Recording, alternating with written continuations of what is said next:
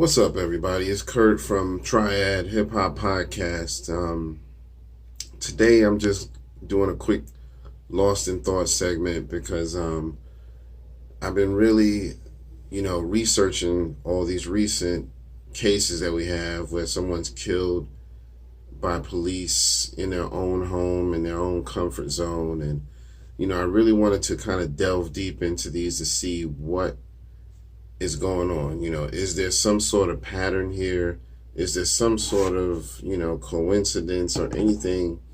And so, of course, you're probably already familiar with the different names. We had the Bothem Gene was the gentleman who got killed by the police officer, Amber Geiger, who, ultimately, a lot of people felt bad about how her case went, felt like she got, a light sentence and things like that. And there was so much sympathy for her. And then we have, and that was, just for clarification, that was back in September of 2018 is when that happened. We're just getting to the case now in 2019. But then we have another incident that happens now in 2019 where you have, a Fort Worth police officer who shoots and kills a woman in her own home, which is Atatiana Jefferson. And she was killed by a police officer named Aaron Dean. And in my recent research, I found that there was also a third case where an actress from ER, the old show ER that's no longer on now, but she used to play a nurse on there. She actually got killed by police in her own home as well. So, first let's back it up and let's go back to the Amber Geiger case so I can read a little bit about that. So, September 6, 2018, Bothem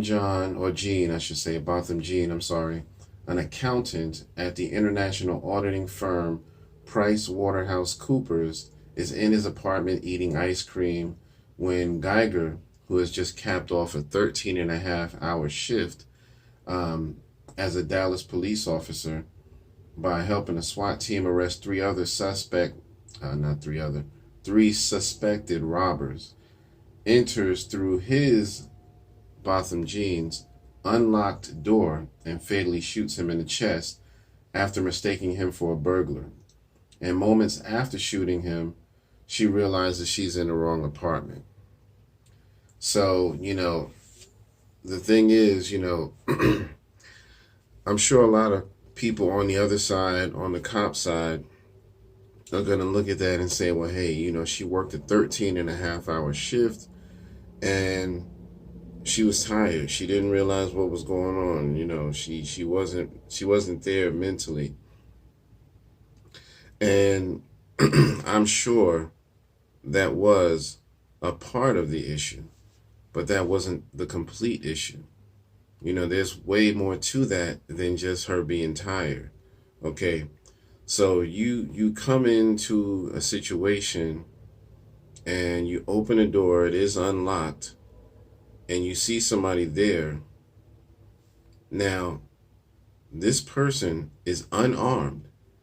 You are the one who has the authority here and has the armed weapon and can make the smart choice of how to handle this. But just because you simply see somebody in the apartment, your first instinct is to hurry up and shoot. And, this is a case where, this is my thing.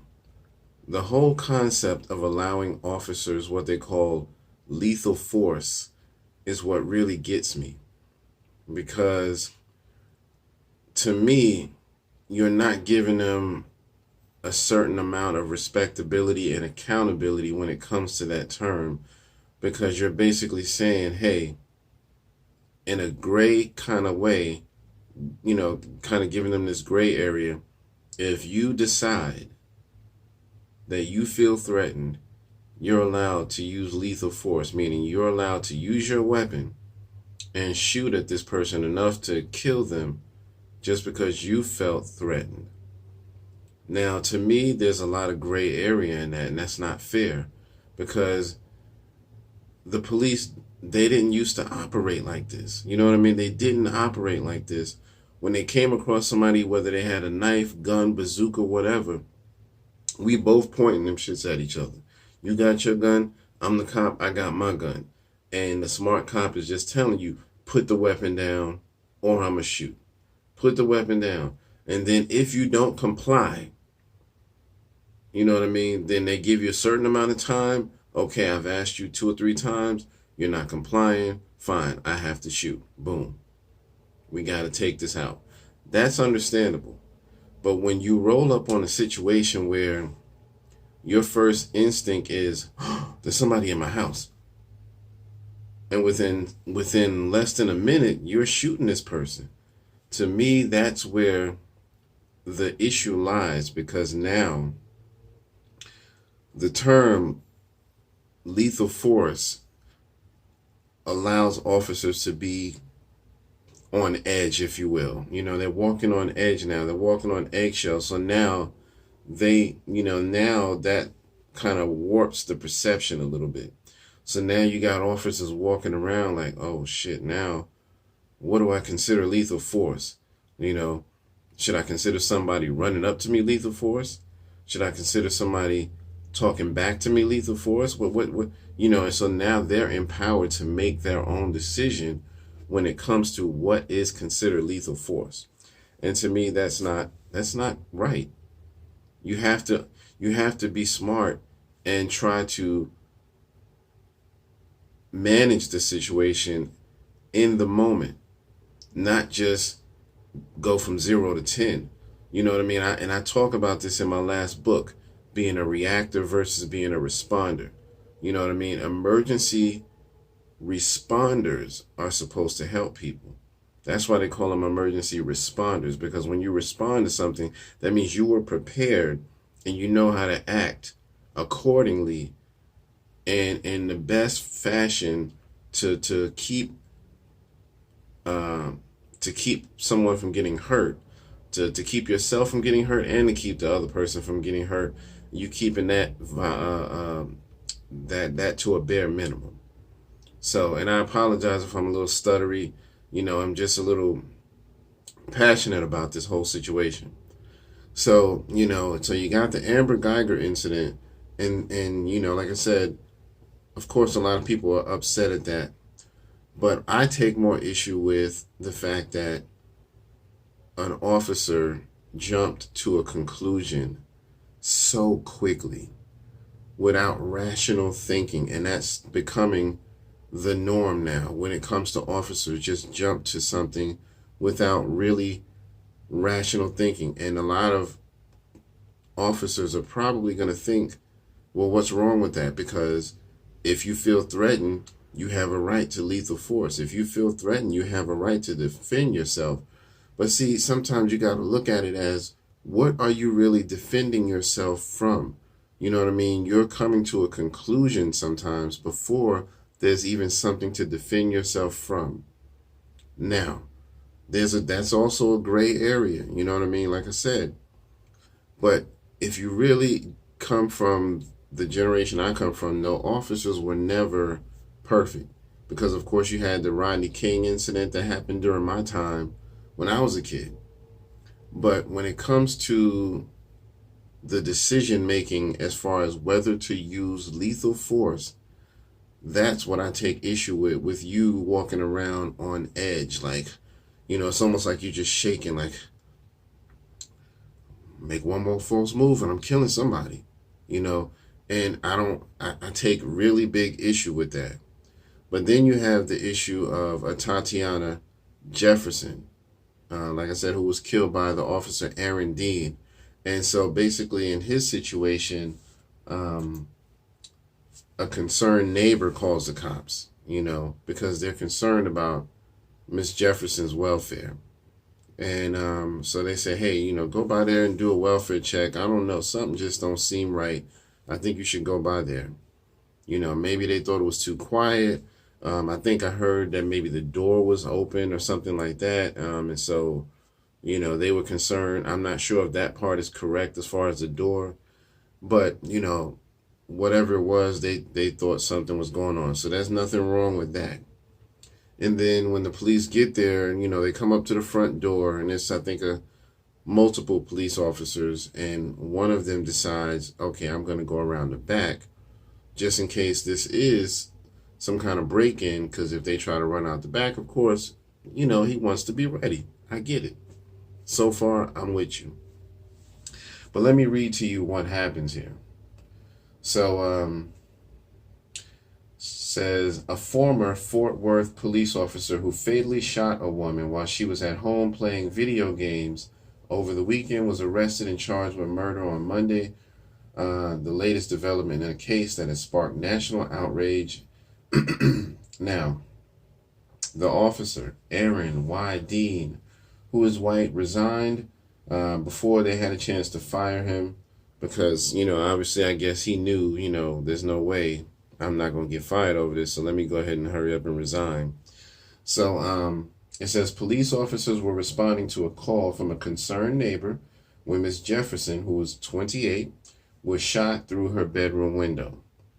Now, the police chief, this is a quote from him, and I quote, "I get it," Chief Krause said of the widespread public anger that followed the release of body camera video in the case.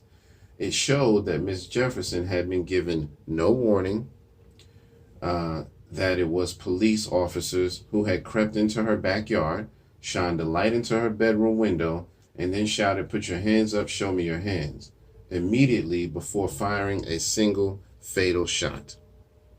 So there was no warning.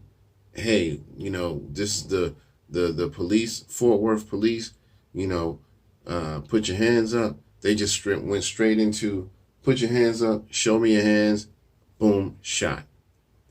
You see what I'm saying? There again, a police officer who is acting as if he's on edge, like he has no common sense, that he has no discretion, that he has no,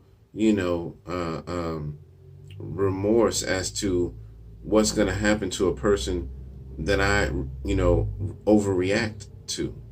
You see what I'm saying? So that's the thing I take issue with.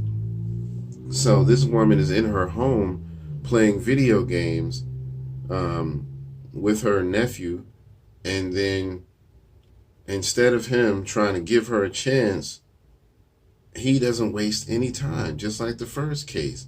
Just go straight to, this is wrong, I have to fatally shoot. Not fatally. I have to, this is a case where I can use my lethal force. I'm empowered to use my lethal force because I feel threatened. And tell me where the threat is in a case like this. Help me out, because I really want to know. And let's have a conversation about that. Because if you creep around to the back window and you see somebody in there, playing video games or whatever, but even if you can't tell what they're doing, they seem to be, just in there doing something, you yell, "Put your hands up, put your hands in the air." No, let me say it, make sure I say it right. He said, "Put your hands up, show me your hands," immediately before firing a single fatal shot. Okay, quick update. I do have to say this concerning Atatiana Jefferson. I did find out that she actually had a gun when they came to her home. Now, I have to preface that because I didn't mention that in the original video, so I wanted to just add this in so that, no one would say I was withholding information. She had her own gun. It was a legal gun that she had a right to own, and no one got hurt from her. Okay? They did say that when she heard somebody at the back window, she quickly grabbed it, supposedly grabbed it out of her purse. I don't know if that's true, but I have to add that in just in case, because that may have happened. But she supposedly grabbed it from her purse and went over to the window to see what was going on. And so that's when she got shot. So obviously, like I said, this was her legal gun. Okay, so even if the officer at the back window saw her holding a gun, I'm sorry, that gives you no right to shoot. To me, maybe I'm stupid, but I don't think it gives you a right to shoot. I think you should have still just been like, put the gun down, and just stood off with her, put the gun down, put the gun down. And then if she didn't heed to, a couple of warnings, then yeah, you fire some shots. But you don't have to go straight into, put your hands up. Pow, pow, pow. You know what I mean? It just don't make no sense. But anyway, back to the regularly scheduled video. My apologies. So it's almost like she didn't even get a chance to respond. You know what I mean? She just basically gets yelled at, and before she can even figure out, okay, what the hell is going on? Somebody's in my backyard, yelling at me. Next thing you know, she's shot. And you got your nephew there who had to witness this. You see what I'm saying? So my thing is, again, I'm not saying that this is not me trying to bash police officers at all, because I have friends on the police force, more than one. And my thing is, I think the mentality, the perception of police officers is getting warped because of this allowance of use lethal force if you feel threatened, or use lethal force if it's your best judgment. And sometimes they're not using their best judgment. They're just using a anxious, nervous judgment. You know what I mean? So that's just like if somebody just came up on you and flexed on you, like, you know what I mean? I gotta shoot. You know what I mean? If you are a responder, you don't react like that. If you're a reactor, then yes, you act like that. And that's what most police officers are right now. Reactors. Reactors are people who go from 0 to 10 in no time. They're on edge because they're almost looking for confrontation. Not purposely, but when you're on edge, it's like that's all you can think about. What's going to happen next that's probably going to threaten my life? What's going to happen next that's going to be endangerment to me? You see what I'm saying? And you as an officer, I believe you should not be that way. And again, this is not to say that officers or police were so much better back in the day. But when it came to that type of situation where you had to think before you shoot, I think that they did think a lot better years ago. You know what I mean? Police officers have never been perfect. Nobody's ever said they were, because if they were, you wouldn't have had a Rodney King situation. You know what I mean? It's just really sad when those types of situations happen and nobody, for one, nobody's held truly accountable. And two, nobody is taught this is not the way to react. You see what I'm saying? And I don't think that's ever going to be taught, that this is the way to react, until that whole idea of you can use lethal force kind of goes away. And it's not probably never going to go away, but that's just my opinion. But then you have a third case. Now, this one also happened back in 2018. I just found out about it recently, so I thought it was recent, but this actually happened right around the same time as the Amber Geiger thing. Amber Geiger was September 2018. This one is the actress Vanessa Marquez, who played a nurse on ER. Hers was August of 2018 in California. And basically, police came to her home, same situation. Somebody called them and said, hey, something don't look right, go in there and check on her. They get there, and the story actually says, officers were called to Marquez's home in the 1100 block of Fremont Avenue by a landlord to check on her welfare. When the officers arrived around 12 noon, she was suffering from seizures and appeared unable to take care of herself. Officers called out paramedics and mental health clinicians. They talked with her for about 90 minutes. And all of a sudden, Marquez, who was 49 at the time, armed herself with a BB gun and started pointing it at the officers, causing them to open fire.